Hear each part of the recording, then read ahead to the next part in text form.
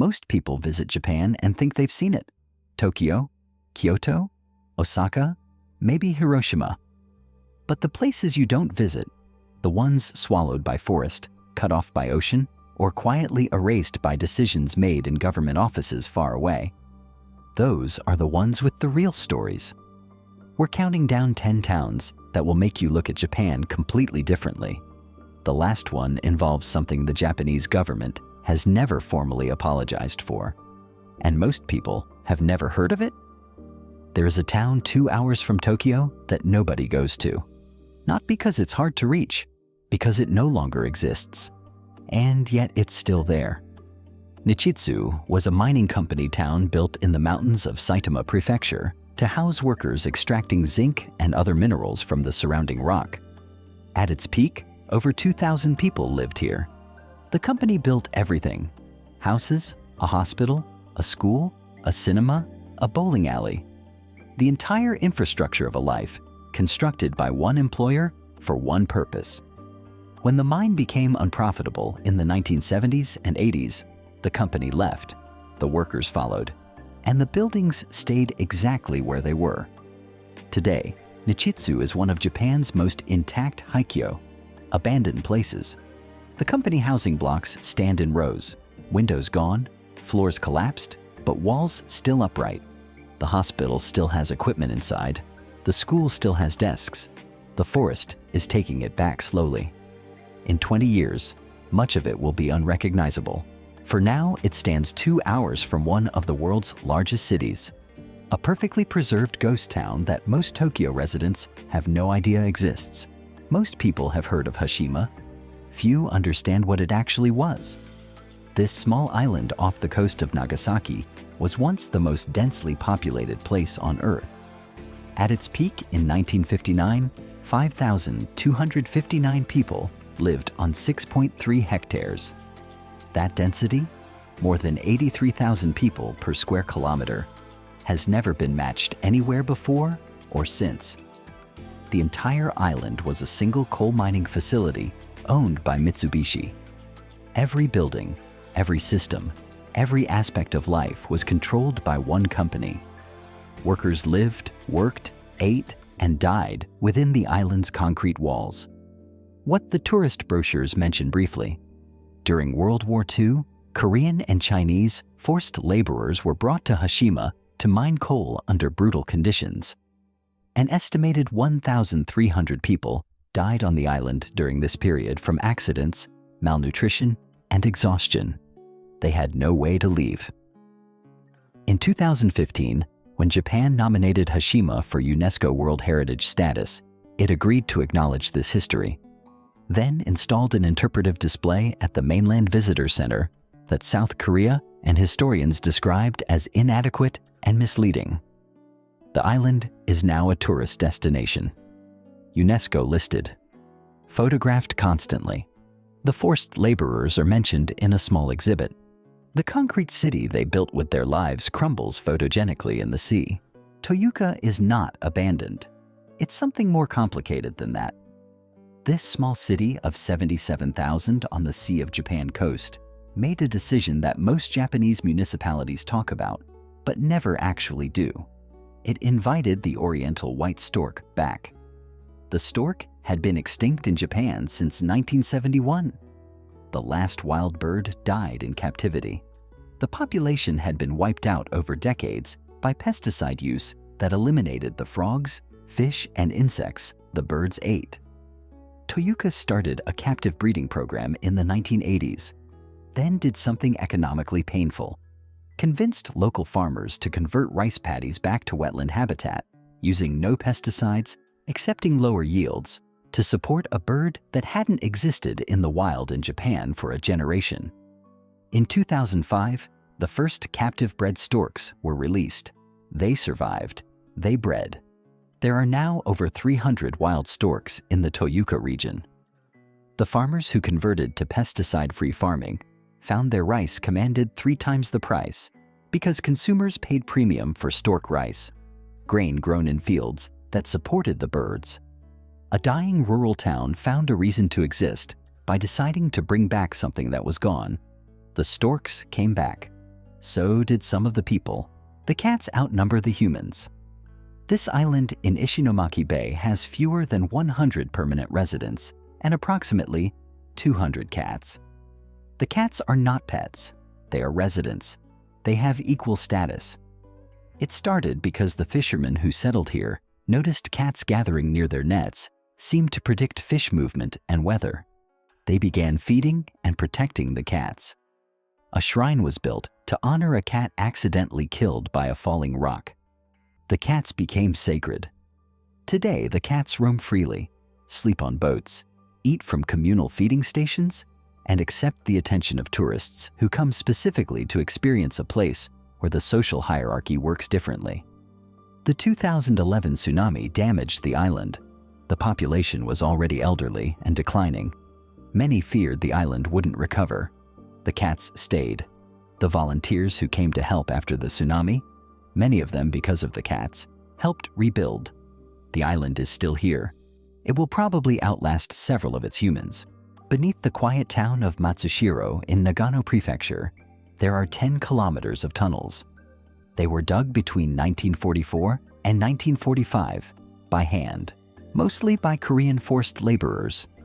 The project employed approximately 7,000 workers at its peak, the majority of them Koreans brought to Japan under the Wartime Labor Mobilization Program. The purpose of the tunnels: to relocate the Japanese imperial government underground as Allied bombing intensified. The plan was to move the emperor, the military command, the entire apparatus of state into the mountains of Nagano, preparing for a final defense of the home islands. The tunnels were nearly complete when Japan surrendered in August 1945. They were never used. The workers who dug them, many of whom were paid little or nothing under conditions that killed an unknown number, were sent home after the surrender. Today, you can tour part of the tunnel system. Matsushiro town itself is quiet, agricultural, unremarkable. Beneath it, a monument to a war that nearly continued, dug by people whose labor is only recently starting to be acknowledged. Another island, another coal mine, a different story than Hashima. Ikeshima was a working mine until 2002, making it one of the last operating coal mines in Japan. At its peak, the island housed 7,000 people. When the mine closed, the evacuation was orderly and complete. Within a year, virtually everyone had left. The island sits accessible, but largely unvisited. The infrastructure of a functioning community from the early 2000s, not the mid-20th century, remains inside the buildings. This is not history from your grandparents' era. The vending machines still have products from 2002. The calendars stopped in 2002. The community center has schedules for events that never happened. 20 years is not long enough for this to feel like the past. It feels like something interrupted. There is no single town called Maboroshi. Maboroshi means phantom or illusion in Japanese. And there is a category of Japanese settlement that deserves the name, the Limite Hamlet. Villages where the average age is above 65 and the under 65 population is too small to maintain basic community functions. There are currently over 2,000 communities in Japan classified as Genkai Shuraku, marginal settlements on the edge of disappearance. In some of these villages, the population is now in single digits. Elderly residents maintain roads, clear snow, tend fields and shrines, tasks that a generation ago were shared across dozens of households, because if they stop, the village loses its last claim to existing. A researcher who spent years documenting these communities described a woman in her 80s in a Gifu Prefecture mountain village who drove herself to maintain the local shrine every week, the same shrine her family had maintained for 6 generations, because she was the last person left who knew the correct ritual. She said she was not doing it for herself. She was doing it so the shrine would still be there when someone came back.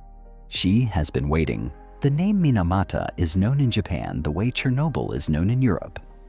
In the 1950s, residents of this small fishing town on the Shiranui Sea began experiencing something they had no name for. Cats were throwing themselves into the sea. Crows fell from the sky mid-flight. Fishermen's hands stopped working. People lost the ability to walk, to speak, to swallow. Children were born with severe neurological damage that their parents could not explain. The cause took years to confirm. Methylmercury discharged into Minamata Bay by the Chiso Corporation chemical plant since 1932. The mercury accumulated in fish. The fish were the primary protein source for the fishing community. The community ate the fish. The disease killed an estimated 2,000 people and left tens of thousands permanently disabled. Chiso knew something was wrong as early as 1959. The company continued discharging mercury into the bay. Company doctors performed experiments on patients without consent. The government was slow to intervene, partly because of the economic importance of the plant. The last officially recognized victim received compensation in 2010. Thousands of others are still fighting for recognition. Minamata today is a mid-sized city trying to carry an impossible history. The bay has been cleaned, a process that took decades. Memorials stand on the waterfront. Chiso Corporation still exists, reorganized under a different name. The families of Minamata are still waiting for something that feels like accountability. On March 11, 2011, the earthquake hit at 2:46 p.m. School was still in session at Okawa Elementary School near the Kitakami River in Miyagi Prefecture. The school had a tsunami evacuation plan. The plan designated the school gymnasium as the evacuation point. The gymnasium was at sea level. For 51 minutes after the earthquake, teachers and school officials debated where to go. Parents arrived and took some children home. The school principal was away at a meeting in another town. At 3:37 p.m., 51 minutes after the earthquake, teachers began leading students toward a road embankment. The tsunami arrived before they reached it. 74 of the 108 students at school that day died. 10 of the 13 teachers died. The surviving parents spent years fighting the Miyagi Prefecture government in court, demanding answers to one question: why did it take 51 minutes? In 2019, the Japanese Supreme Court upheld a ruling that the school and prefecture bore responsibility. The damages were significant. The school building still stands as a memorial exactly as the tsunami left it. Walls collapsed, structure broken, trees pushed through the interior. The parents who lost children there have kept it standing on purpose, so that no one can say they didn't know. This is the story the Japanese government has never fully reckoned with. The Ogasawara Islands, also called the Bonin Islands, sit 1,000 kilometers south of Tokyo in the Pacific Ocean. They were uninhabited when first settled in the 1830s by a mix of American, European, and Pacific Islander settlers, joined later by Japanese settlers. By the early 20th century, the islands had a community of several hundred people, a genuinely multicultural Pacific settlement, speaking a Creole language unique to the islands, with deep roots in the land and ocean. Then came 1944. As the Pacific War intensified, the Japanese military ordered the civilian evacuation of the entire island chain. Families who had lived on the islands for 3 and 4 generations were removed to mainland Japan. After Japan's surrender, the U.S. Navy took administration of the islands. Mainland Japanese residents were not allowed to return. Only one group was permitted back: residents of partial Western descent, the descendants of the original non-Japanese settlers. They were allowed to stay in American-administered Ogasawara because the U.S. military considered them more useful. Japanese families waited on the mainland for 23 years. When Japan regained sovereignty over the islands in 1968, the Japanese residents were finally allowed to return. They came back to find their homes occupied, their property gone. The landscape of their childhood changed beyond recognition. Many found nothing to come back to. The Creole language they had spoken, Bonin English, had survived only in the small Western descent community that remained. The Japanese families who returned no longer spoke it. The community that had once been integrated had been fractured by 23 years of forced separation. The Japanese government has never issued a formal apology to the families displaced by the 1944 evacuation. The islands are now a UNESCO World Heritage Site. Researchers come to study the biodiversity. Tourists come for the diving. The descendants of families who waited 23 years to come home are still there, still waiting, in a different sense, for someone to officially acknowledge what happened to them. These are 10 towns in Japan. Some are abandoned. Some are still fighting. Some are places the tourist maps don't show you, and some are places that should be famous, but aren't. Japan is one of the most documented countries on Earth, and somehow these stories are still not the ones most people hear. If one of them stopped you, if one of these places made you want to look further, that's the point. The real Japan isn't just the temples and the trains. It's this too. Subscribe if you want more, because the best stories are always the ones nobody's telling.